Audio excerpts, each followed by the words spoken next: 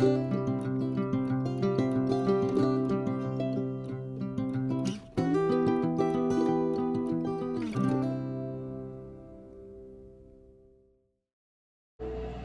y'all, welcome. This is Amber and Dan's Carnivore Life. Dan's at work today, so of course I'm going to be doing the recipe by myself, but he'll be here for the taste testing. If you're new here, welcome, and for all my continued subscribers, welcome back. For anybody that's new to the channel, my husband and I have been on a keto, carnivore, like it's just been back and forth, up and down. We've had a recent tragedy in our lives.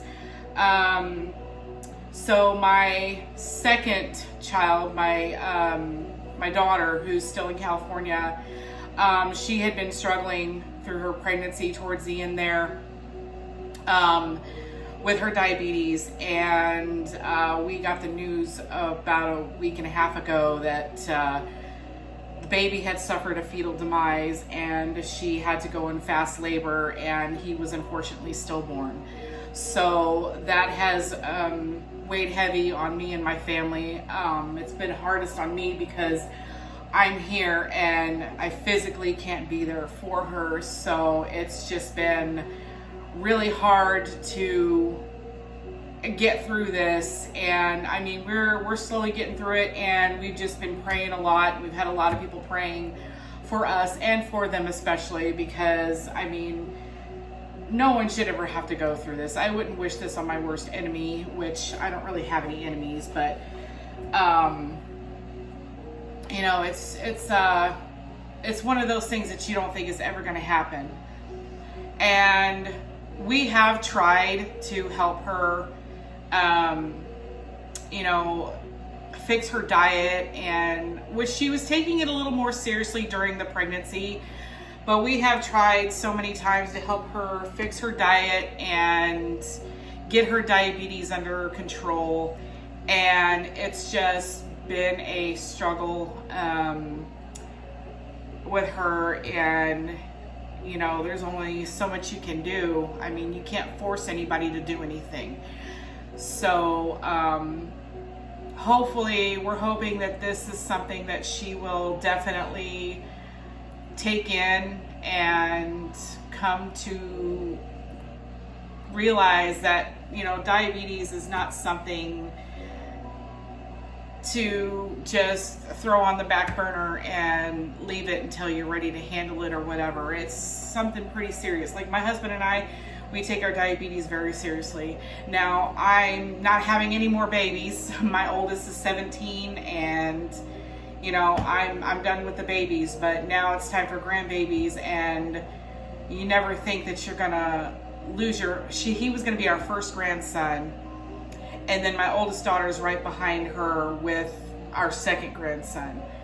So, so we're just praying for her health and everything, and the baby's health. And she keeps me updated every day on everything, and they're doing well. I've been going with her to her doctor's appointments and stuff. So now that I've updated you guys on everything, we are going to make chicken and dumplings. And the way my mom used to make chicken and dumplings was she would just take, you know, she'd make her broth with the chicken and everything in it, the creamy broth. She used to do homemade biscuit dough. And then as she started getting up there in age more, and her vision has, you know, kind of been impairing her, she just would open up a can of Pillsbury biscuits and cut them up and put them in the, on top of the soup, and then let them kind of cook there for a minute. But it was one of those things, it was comfort food. And just like my last video where I did the beef and gravy over mashed potatoes, which was ChrisCooking Nashville's recipe as well, was delicious. And it took me back to, excuse me, it took me back to when I was growing up and my mom would make, you know, this comfort food, and I was like, oh my gosh, and it's carnivore, and I can eat it and not feel guilty and not have my blood sugar shoot up through the roof. Chris is changing the game for everybody. And so today we are going to make his carnivore biscuits. It's his newest recipe that he's come out with. And I've gone to the comments and everybody's talking about how they taste just like biscuits. And of course, you know, his wife comes at the end of the video and taste tests with him. And, you know, she just raves about how great it tastes and you can't even tell the difference and everything. This is a new thing. I mean, I know how to make chicken and dumplings, but I don't know how to make chicken and carnivore dumplings. So we're gonna follow his recipe, which I have on my tablet right here. The dry ingredients, everything that goes in there except for the powdered butter. But I did message him and he said you don't have to use the powdered butter. He just prefers that extra buttery flavor in his biscuits, which don't we all? But it calls for frozen grated butter. So I think I'm gonna grate a little extra than what the recipe calls for and throw that in there. And the whey protein, I had to order that off of Amazon. I will send you the link for this. It's the Bob's Red Mill. I've used it before. It doesn't make, you know, the food taste any different.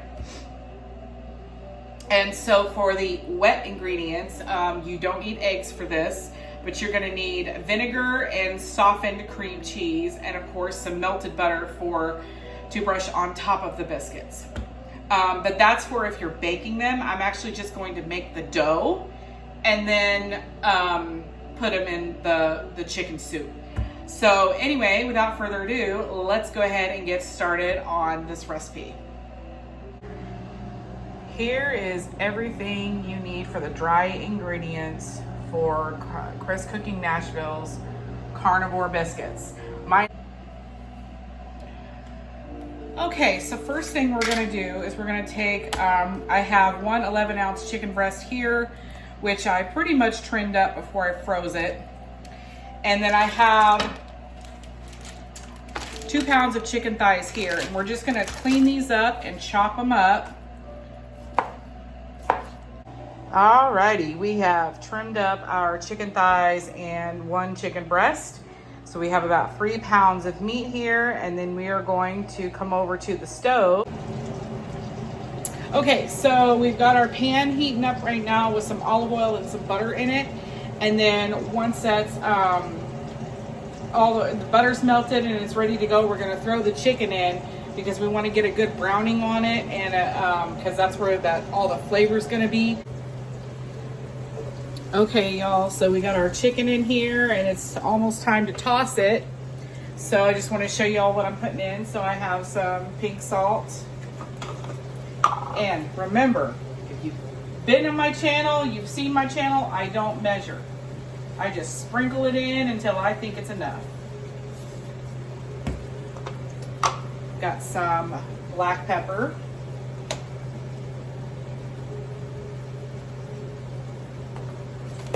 Some garlic powder. Now I tried the Great Value garlic powder here in Oklahoma and it just tasted funky to me, so I have like a whole bottle of it sitting up there that I'm not even going to use. It had this weird, I don't know, just had this weird taste. And then we have some onion powder, which it looks like I'm just going to dump the rest of that in here. And now that we've got it all in there, we're going to toss it. Anyway, these are just about ready, and then we're going to take them out, put them in a bowl to cool off because we are going to shred it. So, but we are starting to get a brown crust on the chicken, and that's what we want. So we're just about there. Okay, so we're just about ready to start making the biscuit dough. So I have a bowl and a stick of butter in the freezer right now. So when I grate the butter, because I have an electric grater over here, when I grate the butter, it's going to go into a cold bowl. That way we don't risk it trying to get to room temperature. Because once that stick becomes little tiny granules, they're going to melt faster. So to keep everything cold until we're ready to use it, we're going to go ahead and start the recipe as it goes. So we're gonna need some room softened cream cheese, and we're gonna go ahead and throw that in our mixer here. And then he says to add the whey, the gelatin, the egg white powder, the butter powder, which we don't have, and the vinegar to the cream cheese. So we're gonna go ahead and start mixing the cream cheese. Okay, so then he says to add the whey, so we're gonna slowly add the whey, a little bits at a time here.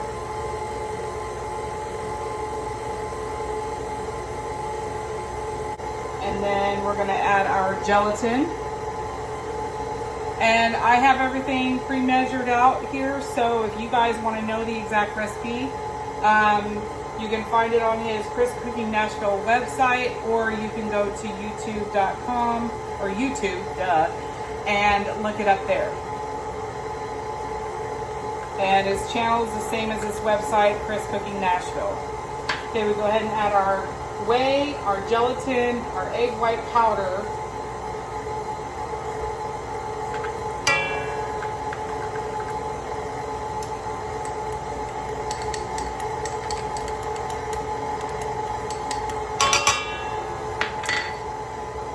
Then add our vinegar.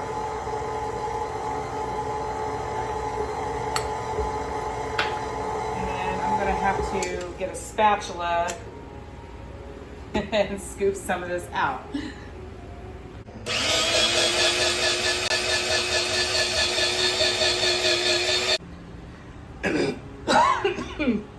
Oh, excuse me. We're adding our our baking soda. All right, so we got our grated butter and our baking soda in here, and this is the last of the ingredients for the biscuit dough. We're just gonna turn it on the low setting. Get the baking soda incorporated in there with the butter.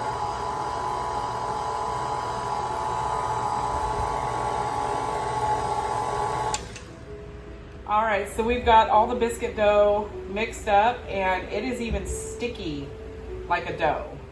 All right, so we're starting this on a boil. We're gonna go ahead and add our bouillon. This is just the Knorr chicken powdered bouillon, and before the keto police attack me, yes, I know it's not super clean, but it's cheap. So we wanna get some chicken broth going. Okay, and I don't know how much I put in there. I just added a lot. And we're gonna get this started on a boil, and then we're gonna start shredding our chicken. Okay, y'all, so the water's almost starting to boil, and we're gonna go ahead and start shredding up our chicken. So I got one of these nippy little chicken shredders off of Amazon. I got it on sale. It was a Black Friday deal, but I will, if you guys are interested, I'm gonna go ahead and post a link to this down below. I pretty much get everything from Amazon or Walmart. I don't really order from anywhere else. But anyway, you just put your chicken in here, and I have seen videos where they'll put a whole piece of chicken on there, and it just doesn't break up as easily as if you were to cut pieces of the cooked chicken and then throw it in there. So I just want to, and I don't want it like super shredded or anything. I just want to break it up into smaller pieces. So this is what you get out of it. I don't know if you can see, like there's a couple like little chunks in here, but that's okay because it's not like these pieces here that are, you know, kind of big. So we just want it to where it's like gonna go in the soup. So we're gonna keep shredding the chicken here while this is boiling. Once it's boiling, we're gonna throw our chicken in the pot and then add our cream and other seasonings. All right, before we add the chicken, we're gonna go ahead and throw in some rosemary.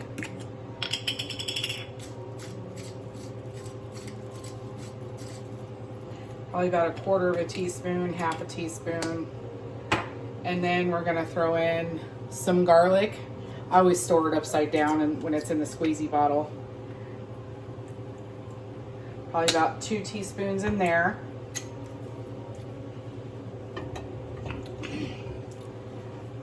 Stir this. All right, we got all of our chicken in there except for this little bit right here. So when you order this, it comes with this little fork. to get all the little pieces out that you can't get out with your fingers. Okay, now we're gonna start adding our cream. I don't know how much cream. We're just gonna add cream. That was probably about a cup right there. We'll see if that's enough.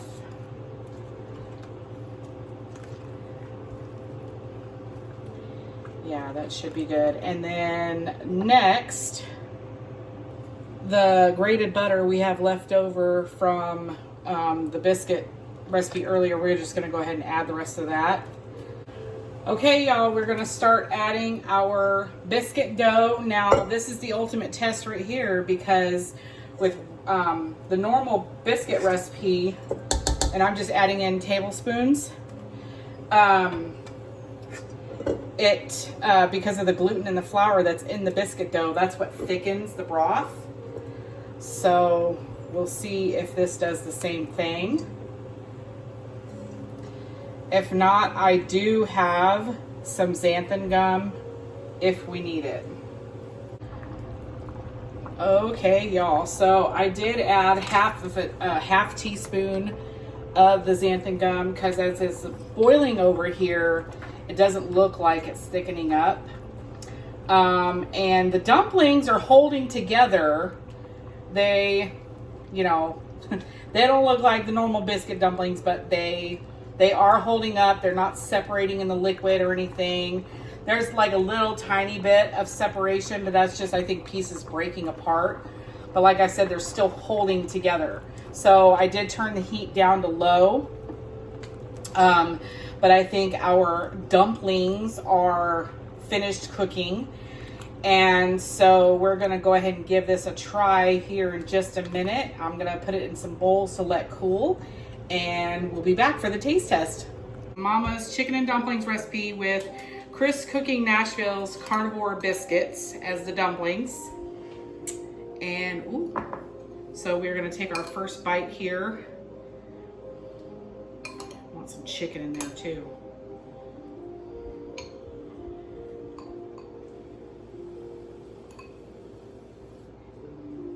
It's hot.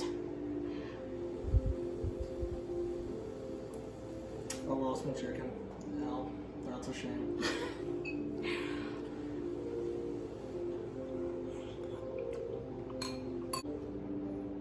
Now give your honest opinion. What do you think? The dumplings like barely have a taste to them.